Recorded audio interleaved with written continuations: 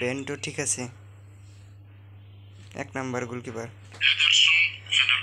Ederson 2 number. 3 number goalkeeper. Alexandro ঠিক আছে, left back ঠিক আছে, অভিজ্ঞ আছে।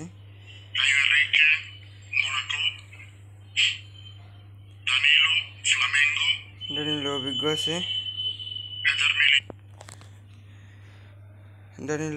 আছে। এবং আপনারা জানেন যে লেফট ব্যাক পজিশন এবং হ্যাঁ, শুধু লেফট ব্যাক পজিশনে ইয়াং প্লেয়াররাও ভালো করছে না এবং যারা বেশি বয়স্ক তারাও ভালো করছে না, সেজন্য অভিজ্ঞতার বিচারে দানিলো এবং আলেক্সান্দ্রোকে নিয়েছে, যেটা আমার কাছে ভালো লেগেছে।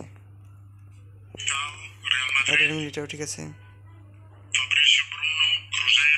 ফাব্রিজিও ব্রুনোকে নেওয়া উচিত হয়নি। আর্সেনাল ঠিক আছে, গ্যাব্রিয়েল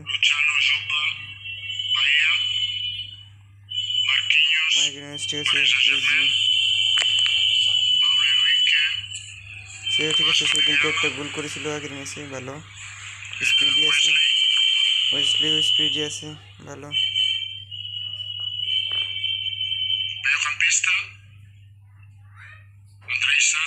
আন্দ্রেস সান্টোস না নিলেও চলতো, এডারসনকে নেওয়া উচিত ছিল, গারসনকে।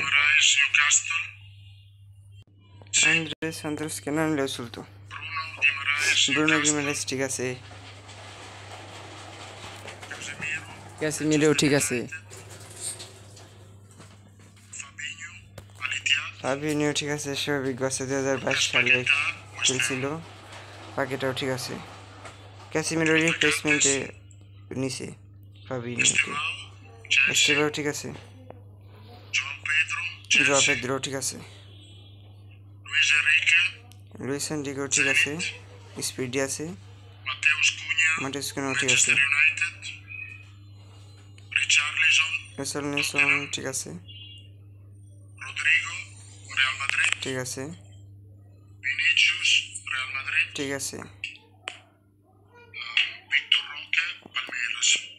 ভিক্টর রককে নিচে।